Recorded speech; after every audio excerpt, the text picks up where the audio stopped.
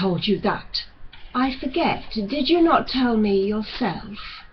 Certainly not. Well, you would not wish, I assume, to become nothing more than a country gentleman at 21.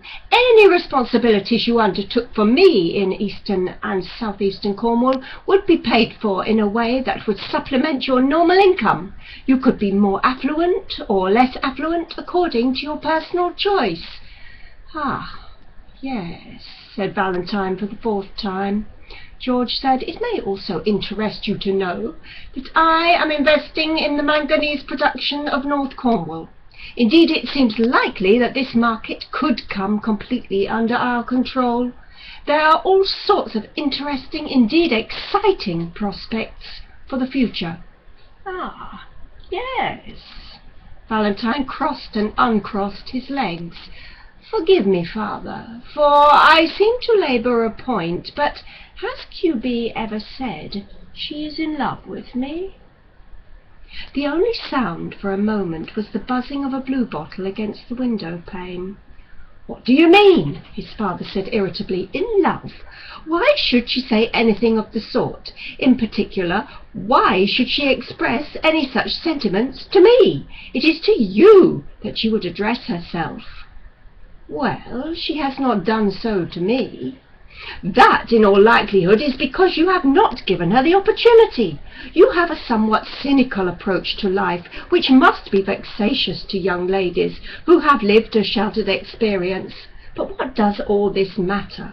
There is time enough yet for such exchanges. When you next meet, you can very easily provoke the conversation into such a channel." "Time enough," said Valentine, grasping quickly at the opening he had been looking for. "Yes, that is what I was thinking, Father. Time enough.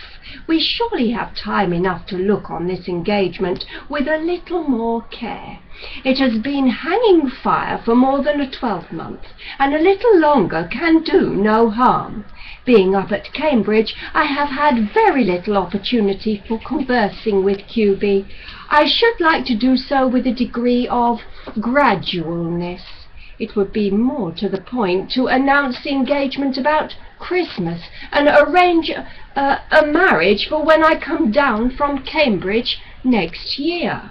George got up, stoppered the decanter, and put it away in a glass cupboard.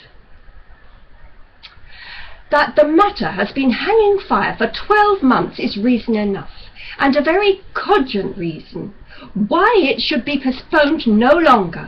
It is all settled between Trevanion and myself. There can be no possible reason for further delay." Valentine said, "You have not asked me if I love QB." George breathed out. "Good God, why should I? She is a personable, intelligent, pretty girl, young and healthy and well-bred, with a hint of boldness in his voice that could never have been there before his marriage to Harriet. He said, 'Many men would consider you a lucky dog.' Why, if I were in your shoes, I should not at all miss Fancy." "Oh, I fancy her well enough," Valentine admitted. "If she is untouched, as I suspect, I fancy deflowering her very much indeed. But then I fancy so many women. That's the fun of it. I'm not sure I wish to be tied to QB for life. Of course, she is all the things you say, and I grant you that. I grant her that. But for marriage you want something more. I think it would be much better if we had 6 months longer to make sure." George looked at his sprawling son with an impatience that hid a growing anger. "I do not agree that it would be better, Valentine. It has been a long and difficult negotiation, which further delay might well put out of joint. Once we break or stretch any condition, John Trevanion will feel free to do the same. He made a great effort to be reasonable, conciliatory, even fraternal. It cannot have come as much of a surprise to you, my dear boy. You have known it all for over a year. You must have accustomed yourself to the prospect, as I have said, and as you have admitted. It cannot be too disagreeable a prospect to be master of so fine an estate and so fine a woman, less than 21 years old. Do you appreciate how much financially it will cost me, this wedding? I am doing it for you, my only son, to set you up in this splendid style. The home that has been the Trevanion home for 500 years will become yours. The Warleggan name, through you, may well